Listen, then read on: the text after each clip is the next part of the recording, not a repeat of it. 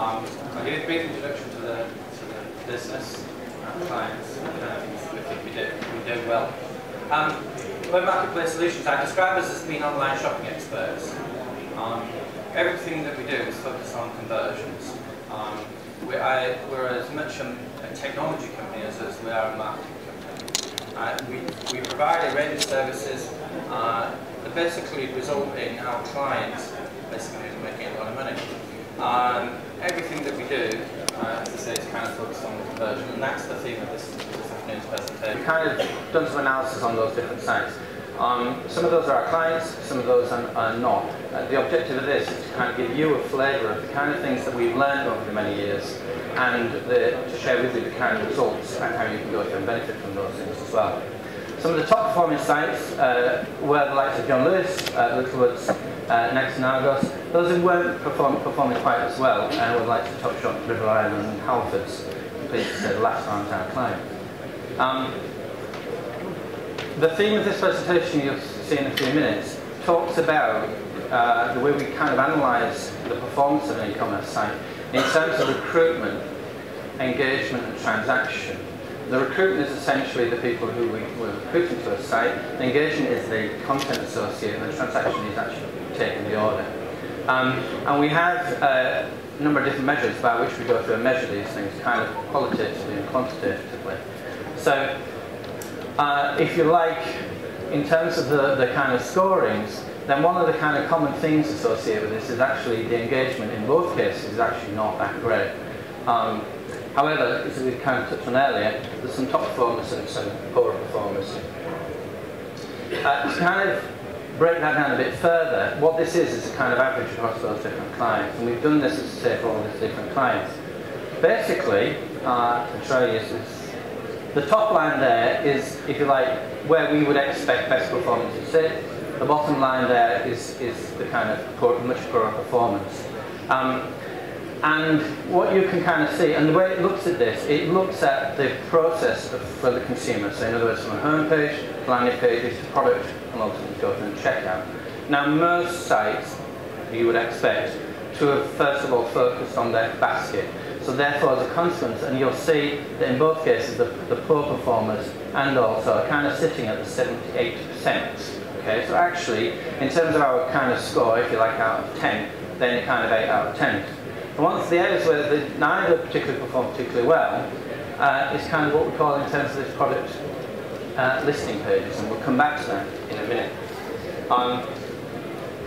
And this is the kind of analysis that we do for clients, when we engage with clients, so that they can understand where they sit relative to their peers. Because it's certainly the case in the industry that, for instance, let's talk an average in terms of retail, then if you're kind of doing 4–5%, then actually you're not doing bad. Now with many of our clients, we'll kind of get 10, 12, 15%, an order of magnitude difference. And it is as much about the site, but also the kind of products that they're going through and selling. So it's important to understand the differences. Now, I use this presentation, this particular slide a lot. It kind of explains essentially what the business problem associated with it. I explain the graph. First of all, on the bottom there are a number of pages that a customer will go through and view. The red bar is the number of visitors. The blue line is the purchase profile. Okay. So hopefully the first thing you realise is that actually there's around, in this particular case, there's around 50% of the customers who we recruit onto a site that don't even start looking at product. So we spend that fortune in terms of advertising, and actually half of it is wasted. Okay. And the other thing to go through and note as well is the amount of product that the consumer will typically go and view is in the order of 25, 40 plus pages. That's a lot of pages if you think about it in terms of the amount of product that somebody's going through and view. And this profile is always the same. It doesn't matter which sector we operate in. Our sectors are predominantly kind of a lot of retail and also travel. Always the same kind of profile. In other words, there is a kind of point where it says a customer will end up, if they're looking at too much product, then actually the proportion will kind of go through and fall away. So there's an optimum. And then our objective as a business is to basically make sure that we don't lose as many at the beginning of the process, clearly, but more importantly, we optimise the customers for that peak. Okay? And that's how we as a business genuinely deliver double, if not threefold differences in terms of your business performance. That makes sense. And we break it out into recruitment, engagement, and transaction.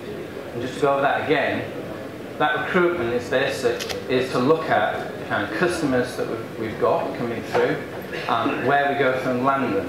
So we may, in many instances, recruiting the wrong kind of customers, or the point of entry that we land them is also inappropriate as well. So we lose a proportion. The other side of things is the transaction. In other words, a consumer at that point in time, when they add to basket, they may actually not know the delivery lead times of your returns policies and everything else, and therefore we lose a proportion there as well. But the biggest area actually is in terms of engagement. We've measured this across a range of our clients, and these are typical numbers. And you can do this, you can kind of go through and do this yourself. If you looked at the proportion of customers that you lose in the engagement process, so we start at 100%, then actually during the course of those first few pages we could lose anything between 20 and 35% of the customers. Okay? So we've now got a point where we get 88, 65. Engagement, we can lose anything between 60 and 95% of our customers. Okay? And then subsequently between 50 and 65. So those who are performing actually quite well should be able to get about 16%. Those who are performing less well actually around 1%. Question for yourselves is where you kind of sitting. And it definitely varies across clients. But as I say to my team, our clients, then actually, why can't it be greater than 16%? And that ends up being our business challenge. Many years when we started going through and looking at this, we follow a process that basically looks at a brand, it looks at how we promote product, it looks at how we engage with product, etc. We were still not getting to the level of conversions that we were looking for. We now look at it from a different perspective. We look at customers. We put customers into three categories: buyers, hunters, and browsers. The buyer is actually the easiest person to purchase. So in this particular example, I've got a female who basically is looking for a blue skirt less than £25. That's a pretty qualified customer. And they can use search in order to go through and get that customer. A hunter is a person who kind of says, well actually, I kind of want a blue skirt, but I actually haven't made all my decisions yet, and therefore they've got other decisions to go through and make. The most difficult consumer to go through and actually convert is the browser, because actually they've come to the site as much as anything else because they know the brand, but actually they haven't necessarily made their mind up in terms of product. And if you consider the decisions they've got to go through, particularly from a new recruitment point of view, we've got to consider brand, we've got to be able to get into product, and I've got to go through and find the right way of engaging them. And this element kind of bolded there is the key element, it's the key area where we lose a significant number of our customers. The objective, from our point of view, is to take a browser and convert it to a buyer in the same session. We'll break it out a bit further, and it attempts to illustrate the point, is that look at my points of entry. So I've got my home page or my landing page. There's literally one, two, three at the most pages that goes to the browser site. But the other side of things, in terms of your checkout, should be 3 or 5 steps at the very most. Okay.